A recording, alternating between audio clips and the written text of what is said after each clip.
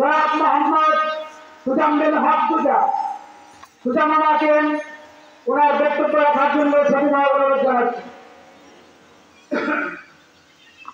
আলহামদুলিল্লাহ, বিসমিল্লাহির রহমানির রহিম। আসসালামু আলাইকুম। মহান আল্লাহ পাকের রহমতে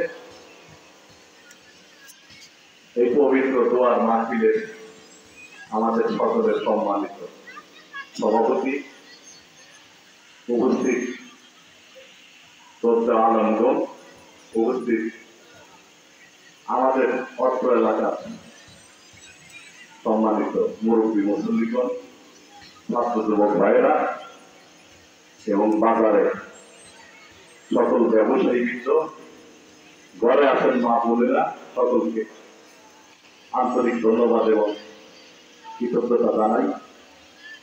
এই ইসলামিক জালসা মানিকগঞ্জ, পশ্চিম মানিকগঞ্জের ঐতিহ্যবাহী আমাদের এই ইসলামিক আয়োজন মেহেদিপুর দরবার শরীফে অনুষ্ঠিত হয়ে থাকে। বিভিন্ন সময়ে বছরব্যাপী আমরা হাজার হাজার জনতা এই পবিত্র দরবার শরীফে দীর্ঘদিন যাবৎ মহান আল্লাহ পাকের রহমতে হুজুর পাক সাল্লাল্লাহু আলাইহি ওয়াসাল্লামের উম্মত হিসাবে আমরা আগমন করে থাকি। আমি বিভিন্ন সময়ে আপনাদের মাঝে এখানে উপস্থিত হতে পেরে নিজেকে ধন্য মনে করেছি। এই দরবার শরীফের যারা আমাদের মরহুম শ্রদ্ধ বুজুর্গগণ রয়েছেন, মহান আল্লাহ পাক ওনাদের রূহের মাগফিরাত দান করুন। ওনাদের সাথেও আমাদের আল্লাহর রহমতে ভালো যোগাযোগ ছিল। আমরা ওনাদের কাছ থেকে মহান আল্লাহ পাকের রহমতে অনেক নসিহত গ্রহণ করেছি। বর্তমানে যারা আছেন এই পবিত্র দরবার শরীফের পক্ষে পরিচালনা করছেন, আমাদের পশ্চিম মানিকগঞ্জের মুসলিম উম্মাহকে, মুসলিম সমাজকে মহান আল্লাহ পাক তাদেরকে তাওফিক দান করেন, যাতে এই পশ্চিম মানিকগঞ্জের আমাদের গর্বের এই ঐতিহ্যবাহী দরবার শরীফ থেকে মহান আল্লাহ পাকের রহমতে খুব ভালোভাবে সুন্দরভাবে আমাদের মনের আশা আকাঙ্ক্ষা পূরণের জন্য পরিচালনা করতে পারেন। আমি আপনাদের সকলের কাছে দোয়া প্রার্থনা করছি। সকলে আমার জন্য ইনশাআল্লাহ দোয়া করবেন। মহান আল্লাহ পাকের দরবারে আমি সকলের জন্য দোয়া প্রার্থনা করি। ইতিমধ্যে আমাদের দেশে সংগঠিত একটি অভ্যুত্থানের জালিম সরকারের পতন হয়েছে, আমরা জানি। সেই জালিম সরকারের পতন আন্দোলনে দীর্ঘ সময় ব্যাপী ছাত্র জনতা অনেকে নিহত হয়ে শহীদ হয়েছে। আমরা তাদের রূহের মাগফিরাত কামনা করছি এই পবিত্র দরবার শরীফের মাধ্যমে, এবং যারা আহত হয়েছে তাদের সুস্থতা কামনা করছি।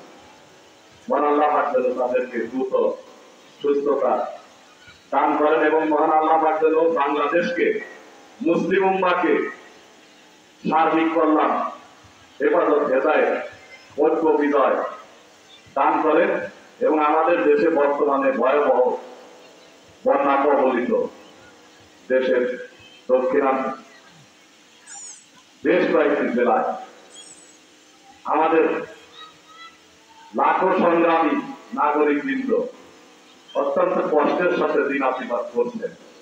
আমরা জানি অনেকে মৃত্যুবরণ করেছেন।